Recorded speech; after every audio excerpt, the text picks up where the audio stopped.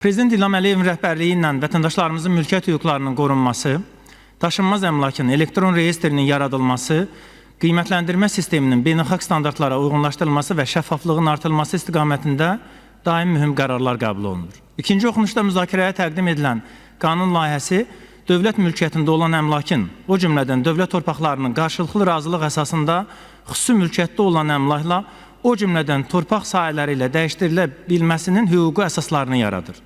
Həm torpaq məcəlləsinə təklif olunan 90-cı maddənin birinci hissəsi, həm də mülki məcəlləyə irəli sürülən 155-5-ci əlavəyə görə dövlət və vətəndaşlar arasında qarşılıqlı razılıq üzrə daha çevik əmlak mübadilələri yaranır. Müzakirə etdiyimiz layihənin aktuallığını təsdiqləyən ən mühüm göstərici əmlak xidmətinin rəsmi statistikasıdır. Quruma 25-ci il ərzində 10.877 hektar torpaq sahəsinin kateqoriyasının və məqsədli istifadə təyinatının dəyişdirilməsi ilə bağlı 734 müraciət daxil olub.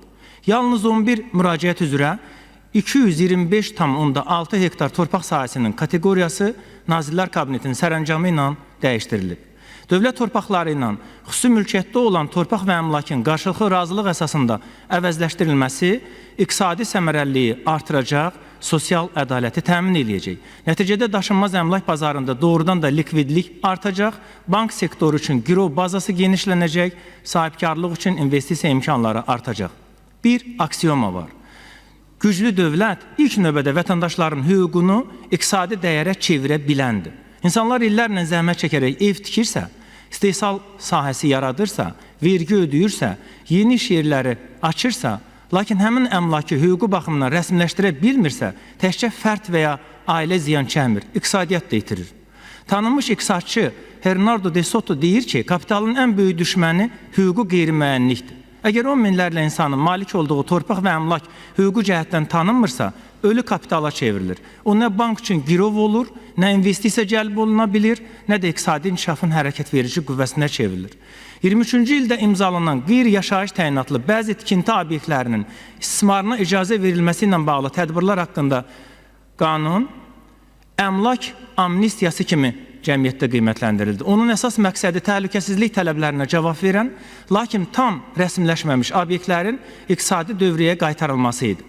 Lakin Əmlak xidmətinin məlumatı göstərir ki, 2025-ci ilin oktyabr ayına dək cəmi 18.523 müraciət daxil olub, 4.956 obyektin istismarına icazə verilib, 3.931 obyekt dövlət reyestrində qeydiyyata alınaraq çıxarışının təmin olunub. Rəqəmlər nəzərdə tutulan 43.000 qeyri-yaşayış obyektinin hələ də yarısının rəsmi orqanlara müraciət etmədiyini, yalnız 10%-nin hüquqi haqlarla təmin olunduğunu göstərir. Fərmanın öz məqsədlərinə çatması üçün yerdə qalan 90% əmlakın da rəsmiləşdirilməsi vacibdir. 23-cü il Prezident fərmanının icrası ilə bağlı aparılan təhlillər göstərir ki, dövlət mülkiyyətində olan torpaq sahələrində yerləşən qeyri-yaşayış obyektlərinin 41,5%-i yerli icra hakimiyyəti başçılarının sərəncamları, 40,9% isə icarə müqavilələri əsasında fəaliyyət göstərir.